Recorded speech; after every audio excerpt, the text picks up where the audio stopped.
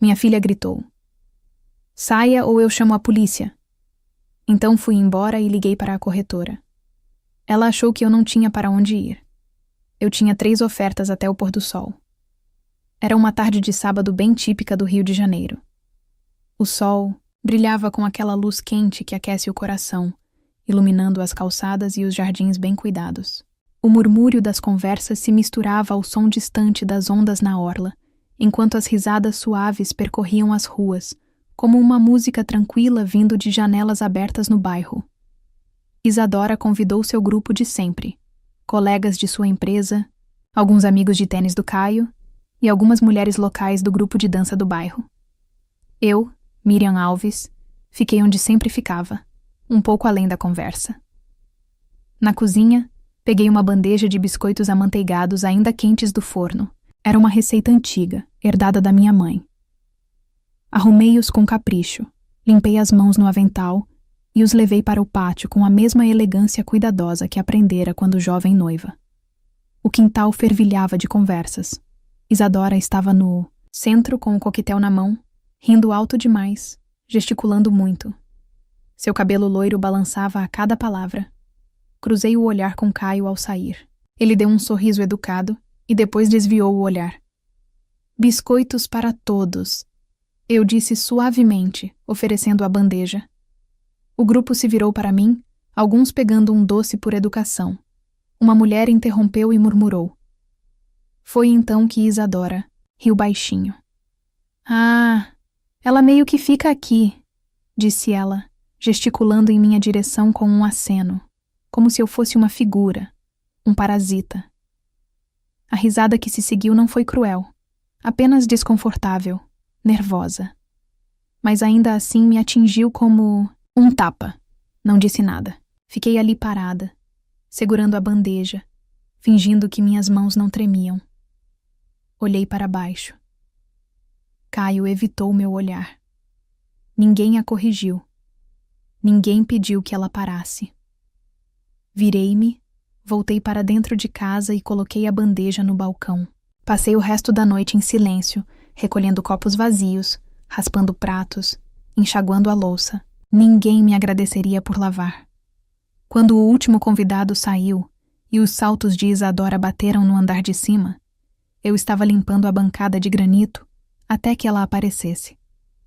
Caio passou atrás de mim, murmurou um "Obrigado, Miriam", sem muita convicção e desapareceu. Nem a mãe, nem mesmo a sogra, apenas a Miriam. 3 dias depois, eu estava sozinha na cozinha novamente, preparando meu chá da manhã.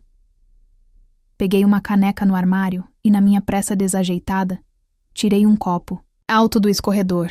Ele se espatifou no chão de ladrilhos com um estrondo agudo e ecoante. Droga! Sussurrei para mim mesma, abaixando-me para recolher os cacos. Nem ouvi Isadora entrar. O que você fez agora? Ela latiu. Me desculpe. Eu só... Ela levantou a mão para me impedir.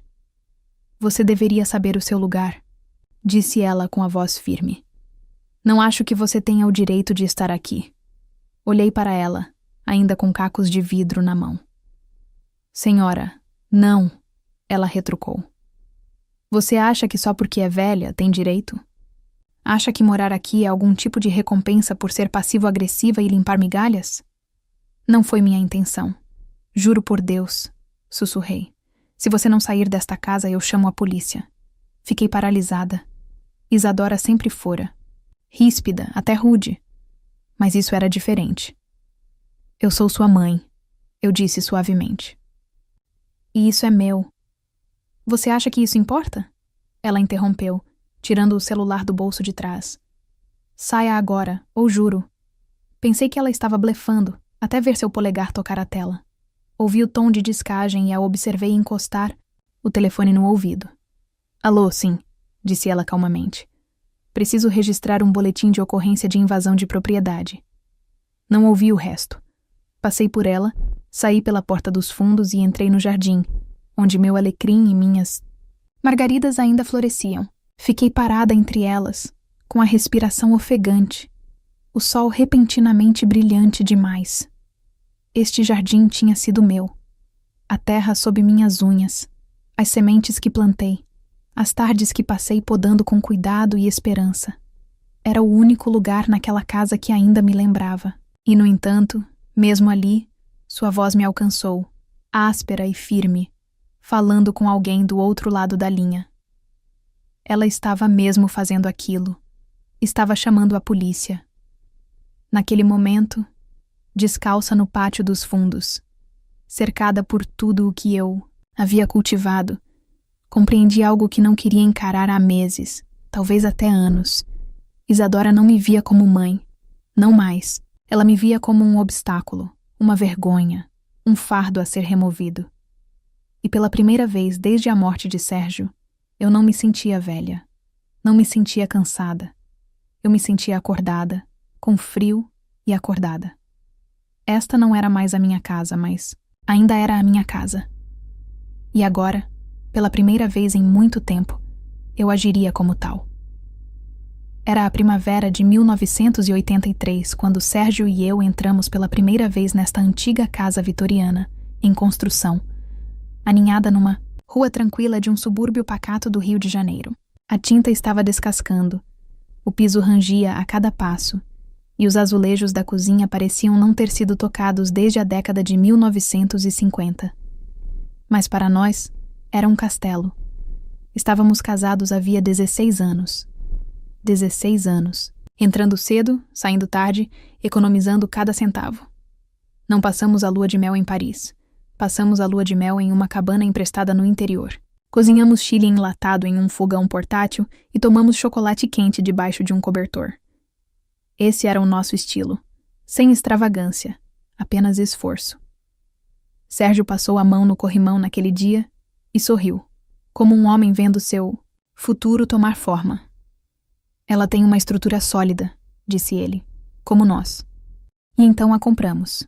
A casa velha, com persianas lascadas e um gramado irregular, e fizemos dela o nosso lar. Lembro-me de pintar as paredes da sala de estar em uma manhã de verão. Sérgio, se equilibrando em uma escada, com jeans desbotados, cantarolava velhas canções country baixinho. Isadora, de apenas 6 anos, dançava descalça pelos declives, com o cabelo preso em 2 tranças desgrenhadas. Cuidado, querida. Sérgio a avisou sorrindo. Ou a mamãe vai pintar você. Em vez das paredes, ela riu, girando em círculos, com uma mancha verde já na bochecha. Não tínhamos muito, mas tínhamos calor. Jantares na varanda da frente. Fantasias de Halloween feitas à mão. Cortinas costuradas à mão. Um jardim no quintal com mais ervas daninhas do que vegetais. Mas meu mesmo assim. Aquela casa nos viu virar uma família. Me viu chorar quando Sérgio foi demitido, e depois comemorar quando ele conseguiu um emprego consertando aparelhos de ar-condicionado. Viu aniversários, joelhos ralados, projetos escolares, noites sem dormir. Guardou nossas memórias gravadas em camadas em sua própria madeira, e quando Sérgio adoeceu em 2006, tornou-se nosso capítulo final. Transformamos o escritório do andar de baixo em um quarto para ele, porque as escadas se tornaram insuportáveis. Eu fazia sopa e massageava suas costas nas piores noites. Ele faleceu tranquilamente numa manhã naquele mesmo quarto, com a luz do sol entrando pelas persianas. Fiquei na casa por mais 5 anos depois disso. Cada riacho, cada canto carregava sua voz. Às vezes eu passava pela sala de estar e jurava que o ouvia cantarolando. Mas a dor tem o poder de esvaziar até os espaços mais acolhedores. Em 2011, Isadora sugeriu que eu fosse morar com ela e Caio. Será melhor para nós 2, disse ela.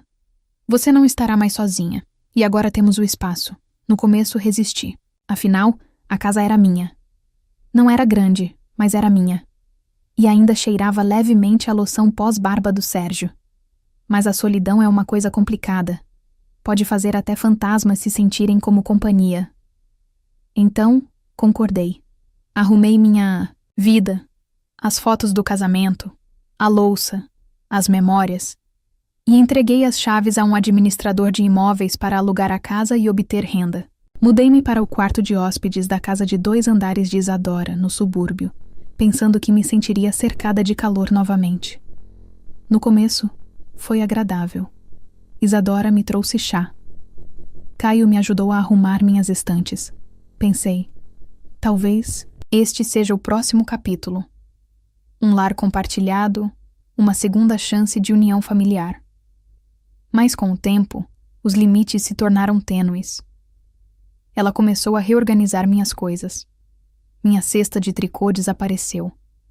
Meu relógio antigo foi substituído por um elegante relógio digital. A casa começou a parecer menos nossa e mais dela, como se eu fosse uma visita. Aí vieram as regras. Proibido cozinhar alho, não assistir TV depois das 22 horas, sem visitas sem a sua aprovação. Um dia, ela me disse gentilmente que meus vasos de jardim no pátio faziam o espaço parecer bagunçado. Eu obedeci. Sempre obedeci. Mas algo dentro de mim começou a mudar. Existe um tipo único de desgosto que não vem de estranhos, mas de alguém que você criou. Alguém que você um dia segurou nos braços enquanto chorava por joelhos ralados e ursinhos, de pelúcia perdidos. Mesmo assim eu aguentei firme. Disse a mim mesma que era temporário, que família significava paciência. O que Isadora não sabia e nunca pensou em perguntar era que a velha casa, aquela que Sérgio e eu compramos e construímos uma vida, ainda me pertencia. O título, a escritura, cada centímetro de madeira e azulejo. Mesmo depois de me mudar, nunca transferi a propriedade. Nem para Isadora, nem para ninguém. Guardei os documentos numa gaveta trancada, atrás de cartas e fotografias antigas, porque algo em mim, mesmo no início, não confiava plenamente no conforto que ela oferecia. Talvez fosse instinto de mãe. Talvez fosse simplesmente saber que algumas coisas, como um lar, não devem ser entregues tão facilmente.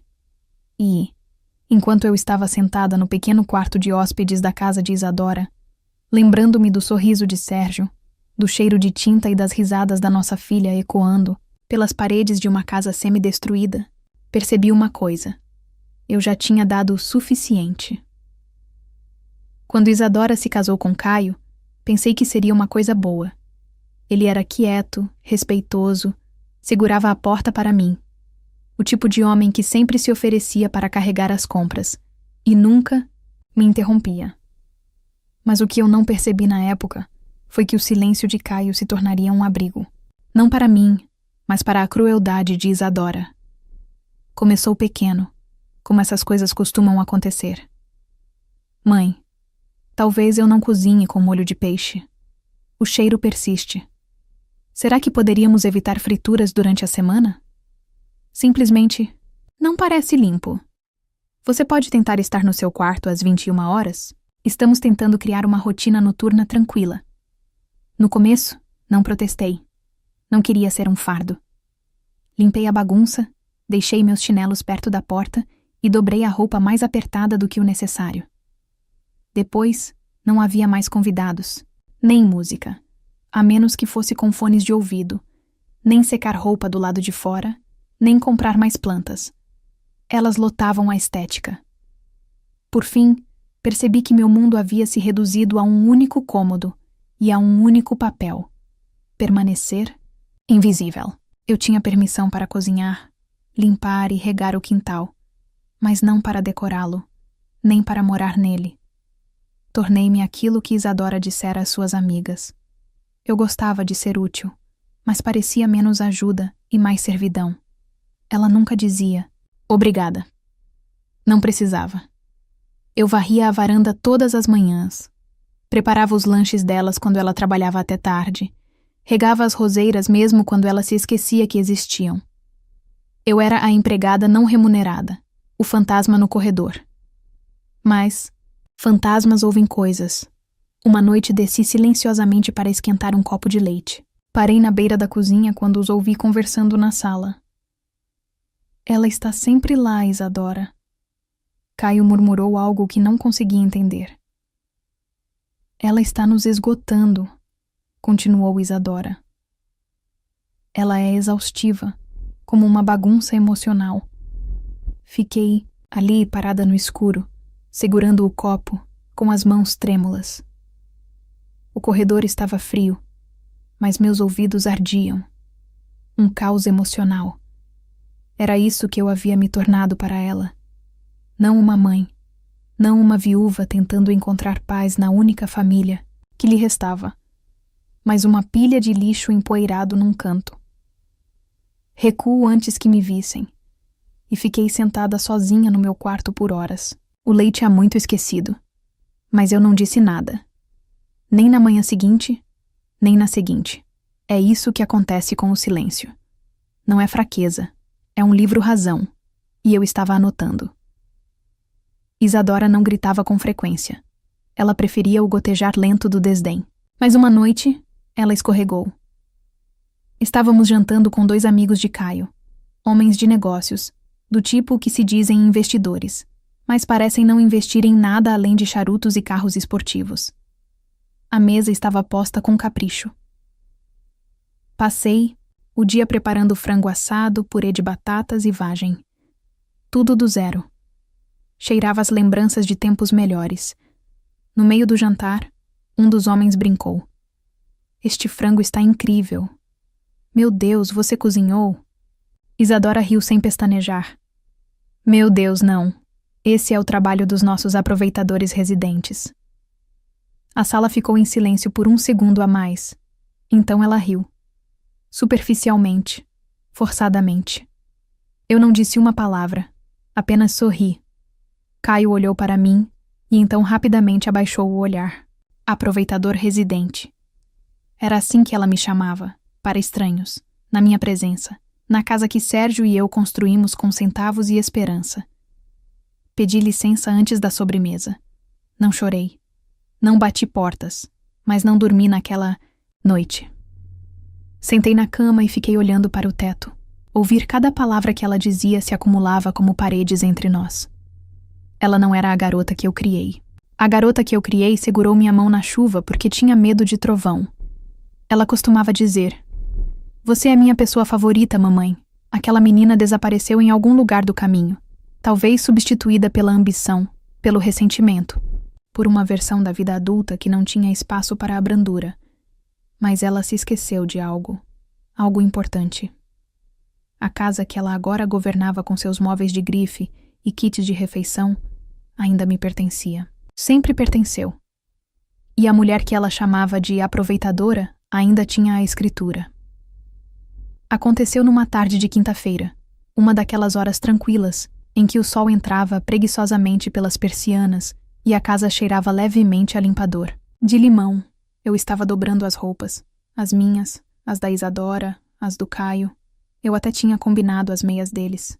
Velhos hábitos custam a morrer. Isadora entrou na sala segurando uma pasta elegante. Sentou-se à minha frente, cruzou as pernas como uma mulher de negócios prestes a lançar uma venda. Mãe, começou ela com muita delicadeza. Preciso de um favor. Levantei os olhos da lavanderia. Que tipo de favor? Ela sorriu. Daqueles que não chegam a alcançar os olhos. Só algo simples, papelada, na verdade. É sobre a casa. Meu corpo enrijeceu. E daí?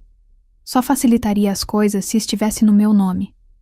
Sabe, para fins fiscais, refinanciamento, aplicações de capital. Nada muda. Você ainda moraria aqui, é claro. Ainda moraria aqui na minha própria casa. Não acho que seja necessário, disse baixinho, dobrando uma toalha com cuidado deliberado. Isadora suspirou como se eu estivesse sendo difícil. É só uma assinatura. Você nem precisaria ir a lugar nenhum. Arthur poderia autenticar, se ainda estivesse vivo. Olhei-a fixamente nos olhos. Agora, o silêncio que se seguiu era denso. Não, ela repetiu, como se a própria palavra a ofendesse. Não, Isadora. Aquela casa ainda está em meu nome. É a única coisa que seu pai e eu construímos juntos. Não vou assinar. Seus lábios se apertaram. Ela se levantou abruptamente e saiu da sala. Pensei que seria o fim da história. Eu estava enganada. Uma semana depois, recebi um telefonema do meu banco. Eles tinham dúvidas sobre um pedido de hipoteca vinculado ao meu endereço. Confusa, pedi mais informações.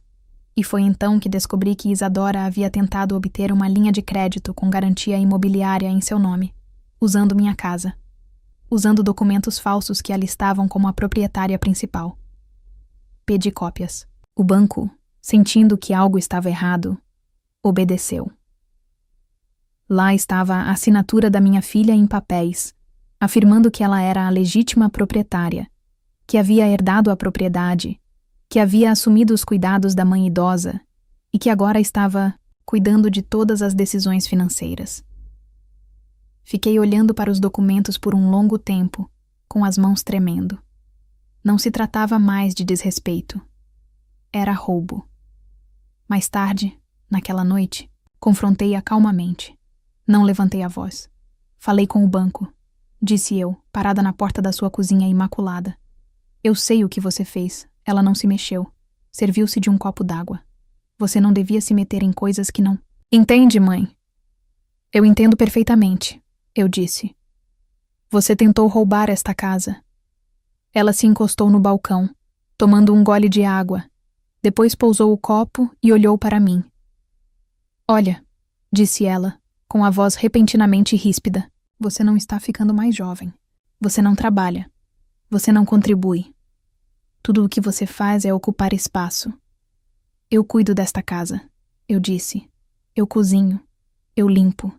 Eu existo. Ela interrompeu como papel de parede. Aquilo doeu.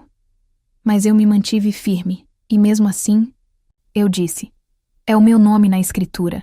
Seu rosto se contorceu. Por um segundo eu vi algo. Pânico, raiva, sentimento de direito brilhando em seus olhos. Então ela riu, um som seco e sem humor.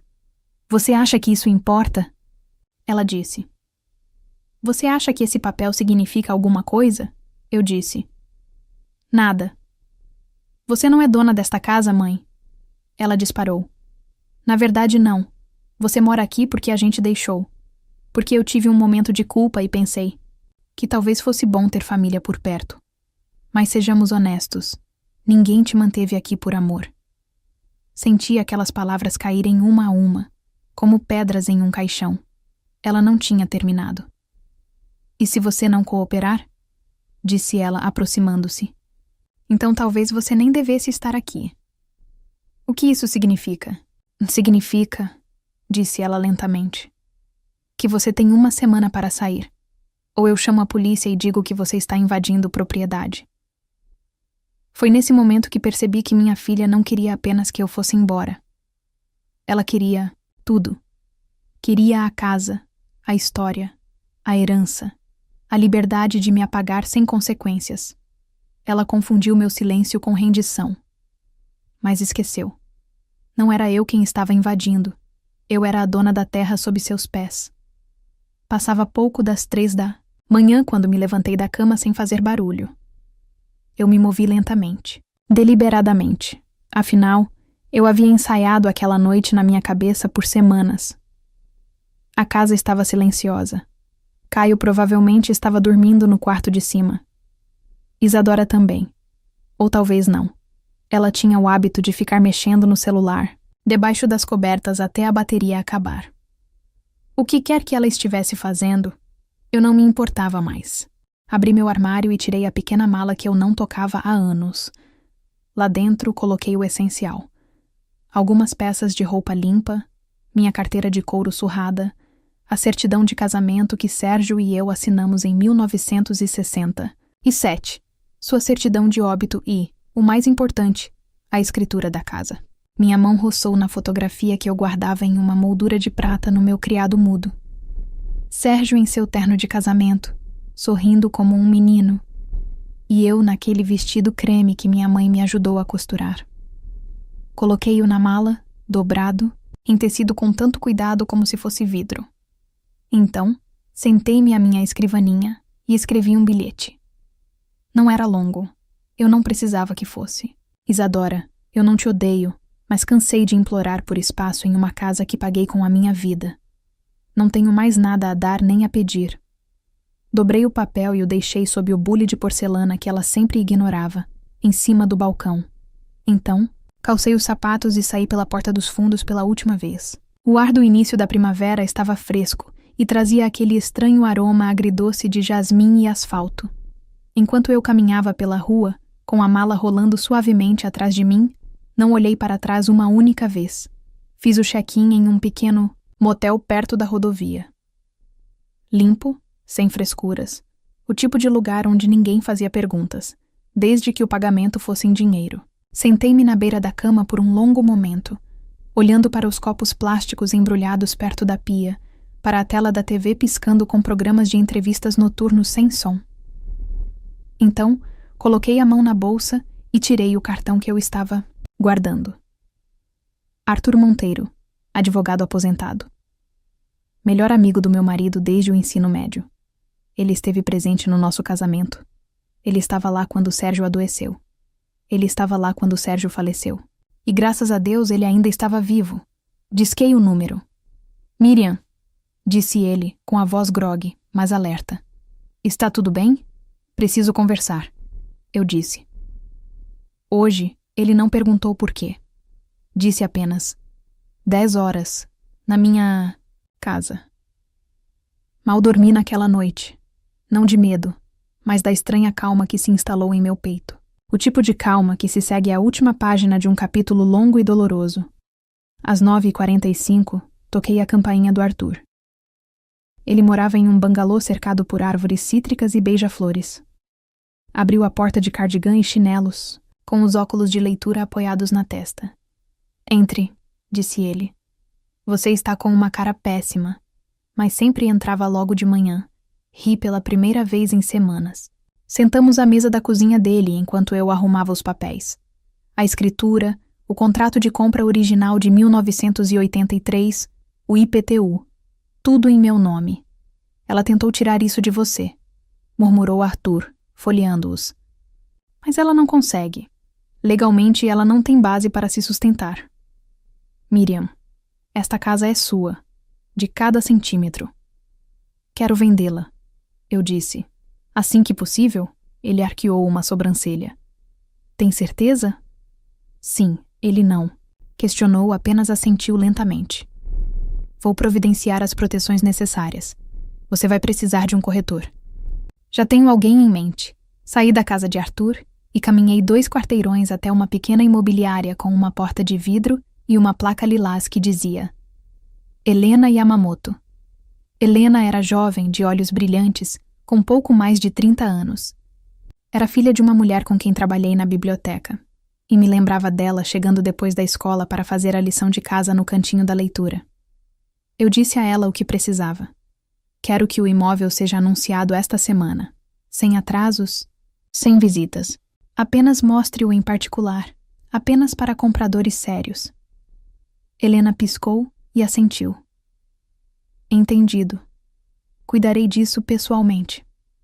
Naquela noite, nos encontramos na casa, na minha casa.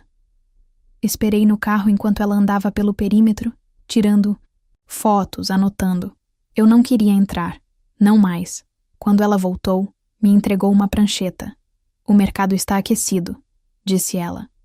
Você receberá várias ofertas se agirmos rápido. Mas primeiro, ela estendeu uma caneta. Você precisa autorizar a listagem. Peguei a caneta. Pensei que talvez minha mão tremesse. Que eu hesitasse. Mas não hesitei. Minha assinatura estava firme. Meu coração ainda mais firme. O som daquela caneta riscando o papel foi a rebelião mais suave que já fiz.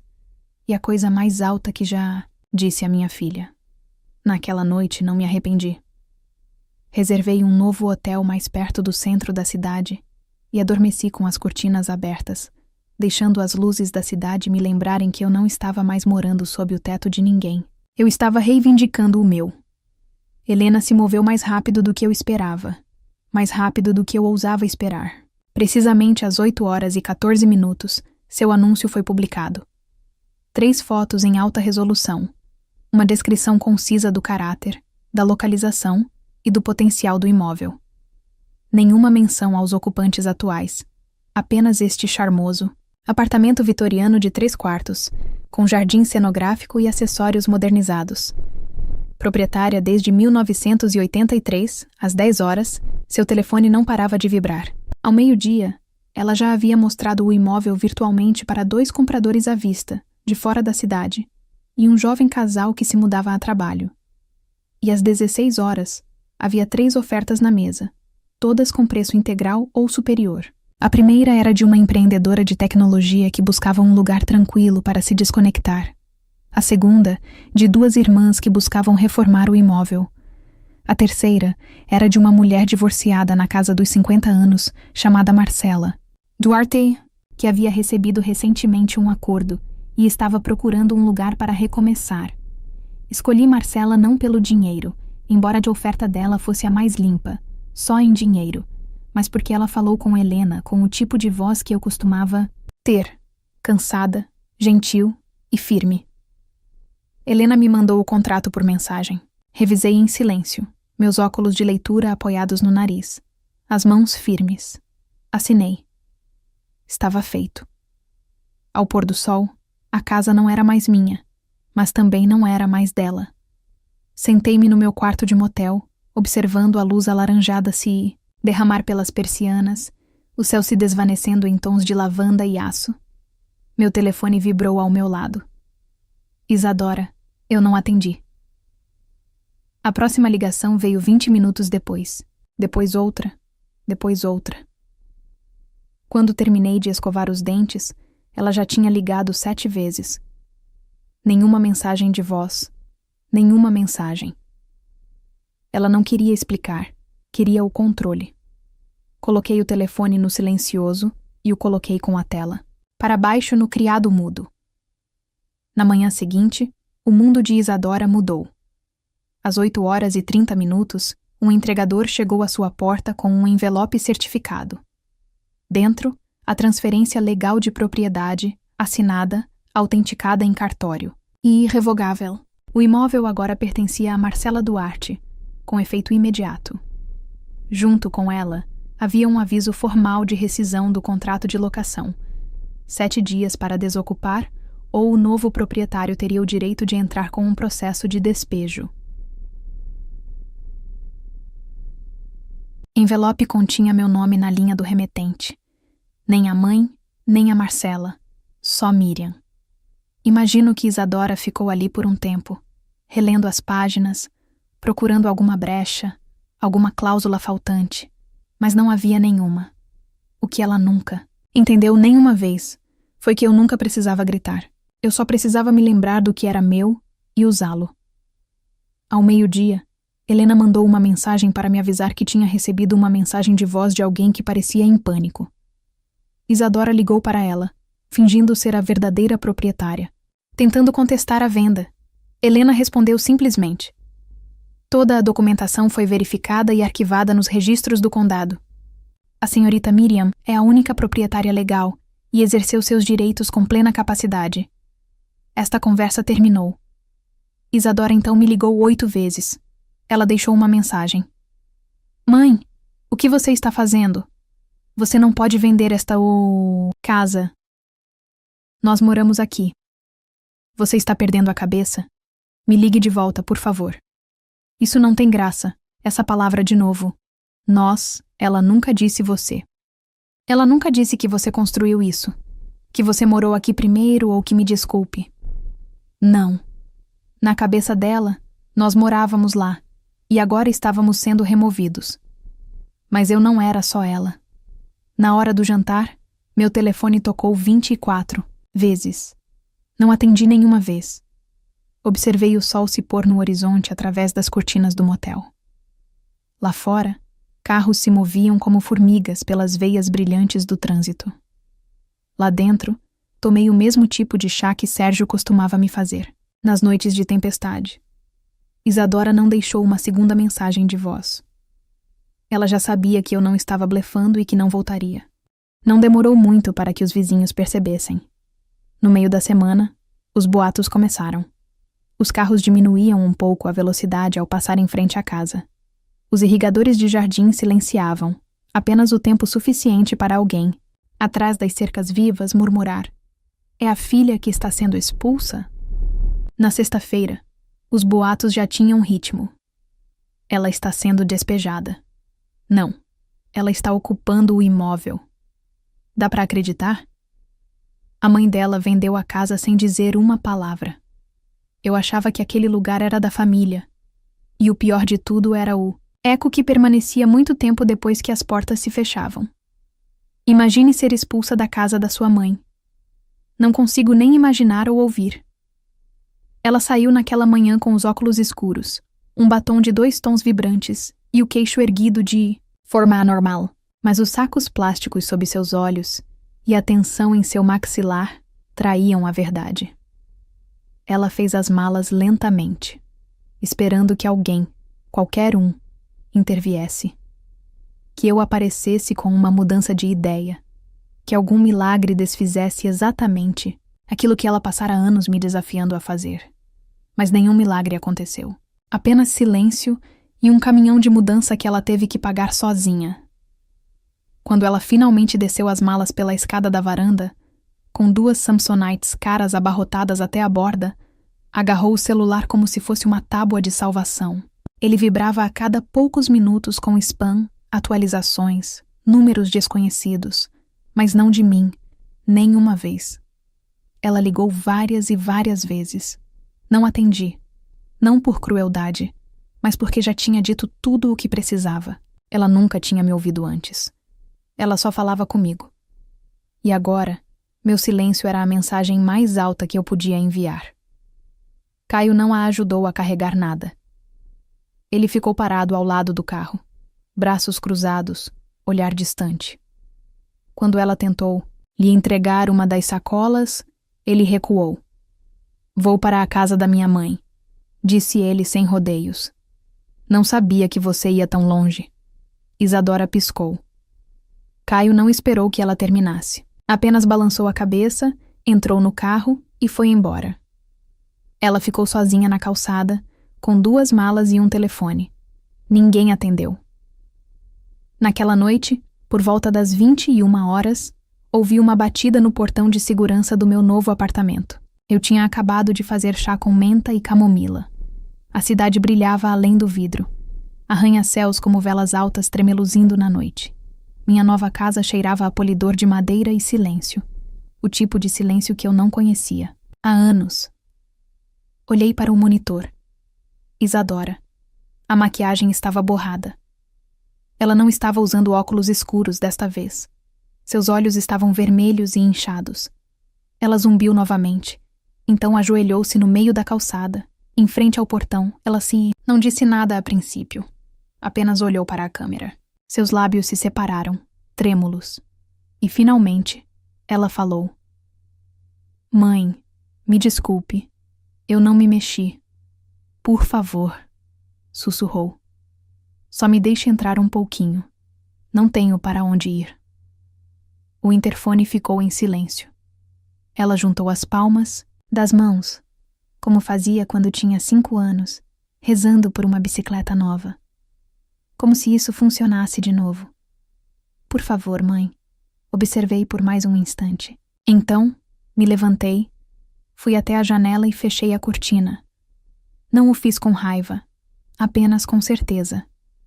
Ela tinha me ensinado uma lição que eu nunca quis aprender. Que até aqueles que você mais ama podem cruzar a linha. E às vezes, você não volta. Meu novo apartamento ficava no 24º andar, aninhado no coração da cidade, bem acima do barulho, mas perto o suficiente para ver tudo. Da minha janela, eu observava o horizonte respirar. Letreiros de neon piscavam, buzinas de táxi tocavam, prédios erguiam-se como velhos amigos, braços cruzados contra o vento. Não era grandioso, mas era meu. Pago integralmente com a venda da casa. A primeira coisa que fiz foi montar uma pequena horta de ervas na varanda, principalmente hortelã. Sérgio adorava o cheiro. Em algumas manhãs, eu esmagava uma folha entre os dedos e deixava o aroma pairar sobre o meu café. Tranquilo.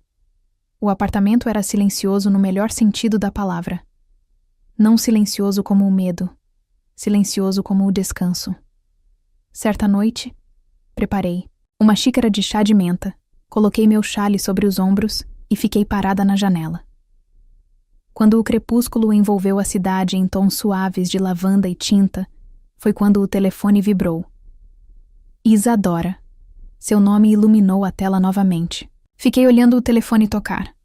Como não atendi, virei o telefone com a tela para baixo sobre a mesa. 10 minutos depois, o interfone tocou. Olhei para a câmera. Ela estava lá novamente, com o casaco fino demais para o ar da noite, o cabelo desgrenhado. Ela agarrou uma mochila e ficou parada sob o poste de luz, como alguém cujo tempo havia se esgotado. Mãe, disse ela no viva voz, com a voz embargada. Por favor, me deixa ficar. Só um pouquinho. Só até eu me entender. Não respondi de imediato. Observei-a trocar o peso de um pé para o outro, fria e exposta. Ela já tinha queimado todas as pontes, pensando que nunca mais precisaria cruzá-las. Saí para a sacada. Ela olhou para cima e me viu, com o rosto iluminado de esperança, do tipo que faz você desejar não ter que ser o único a apagá-la. Fiquei em silêncio por um longo tempo. Apenas olhei para ela e, então, suavemente, com a mesma calma que ela outrora confundia com fraqueza, eu disse 2 vezes. Nunca pense que pode enganar uma velha, especialmente a sua própria mãe. Ninguém se banha no mesmo rio 2 vezes. Seus olhos se arregalaram e depois se fecharam. Ela assentiu uma vez, como se finalmente tivesse entendido. Voltei para dentro, peguei meu chá e fechei a cortina atrás de mim. Não a vi indo embora. Não precisava. Eu já tinha ido embora há muito tempo. Se você já foi traída pela própria pessoa a quem deu vida, se já esteve em um quarto pelo qual pagou apenas para ser tratado como se não pertencesse a ele, se já cozinhou as refeições, dobrou as roupas, cuidou do jardim e, ainda assim, foi chamada de fardo. Então talvez você entenda o que quero dizer quando digo isso. Silêncio não é fraqueza. É a memória afiando sua lâmina. Eu costumava pensar que lealdade significava ficar quieta. Quando Isadora revirou os olhos para mim pela primeira vez na frente de amigos, eu não disse nada. Quando ela arrancou decisões das minhas mãos e as substituiu por regras, eu sorri. Quando ela riu de mim como se eu fosse um móvel com sentimentos, eu a perdoei repetidas vezes. Porque eu sou a mãe dela, e mães perdoam até o dia em que não perdoam mais.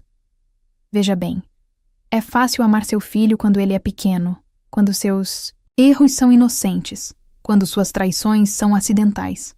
Mas o que acontece quando essa criança cresce e decide que sua vida já não tem mais utilidade? O que acontece quando o bebê que você um dia embalou para dormir se vira e diz: "Você é só um aproveitador. Você não é dono desta casa. Sai fora ou eu chamo a polícia." O que acontece então? Eis o que eu fiz. Fiquei quieta. Fiquei calma. E me lembrei de quem eu era antes que ela esquecesse. Liguei para o advogado. Liguei para o corretor de imóveis. E vendi a casa debaixo dos pés dela. Não por raiva, mas por sinceridade. Porque quando alguém usa o seu silêncio para construir um trono, a coisa mais poderosa que você pode fazer é se levantar. Agora estou sentada à janela de um apartamento alto que comprei com o dinheiro daquela venda. Hortelãs crescem em pequenos vasos perto da minha varanda. A cidade zumbi lá embaixo. E eu zumbo de volta. O telefone ainda toca. Às vezes é Isadora. Às vezes são só fantasmas. Mas não atendo mais porque não sou mais a mulher que implorava por gentileza. Eu sou a mulher que se lembrou do que lhe era devido e o recebeu. E se você também ficou em silêncio por muito tempo, se engoliu a traição porque achou que isso manteria a paz, se seu filho adulto, seu cônjuge ou sua irmã alguma vez fizeram você se sentir um fardo, então, deixe-me ser a voz que você nunca usou. Então, deixe-me dizer o que você não conseguiu dizer naquela noite em que bateram a porta. Deixe-me contar a história que você viveu e tentou esquecer. Se inscreva aqui no canal Teia Emaranhada, porque aqui a vingança não precisa gritar. Ela só precisa lembrar. Aqui não gritamos, escrevemos, registramos, lembramos tão alto, tão claramente, que o mundo não tem escolha a não ser ouvir. Porque neste lugar, o silêncio é uma espécie de justiça. E a justiça, bem, ela usa pérolas e bebe seu chá lentamente. Agora, me diz, se você estivesse no lugar da Miriam, venderia a casa para se proteger ou tentaria manter a família unida a qualquer custo? Por quê? Qual você acha que foi o maior erro da Isadora? Querer tomar a casa da mãe ou não reconhecer o valor real da relação entre elas? Escreve aqui nos comentários, eu quero muito saber. Se você gostou do vídeo, clica em curtir e se inscreve no canal também. Assim você não perde nenhuma história emocionante. E, não esquece, deixa também o seu comentário com uma classificação de 1 a 10 para mostrar o quanto você gostou. Porque assim eu consigo trazer mais vídeos que sejam interessantes para você. Assista também ao vídeo que agora está aparecendo na sua tela. Até breve.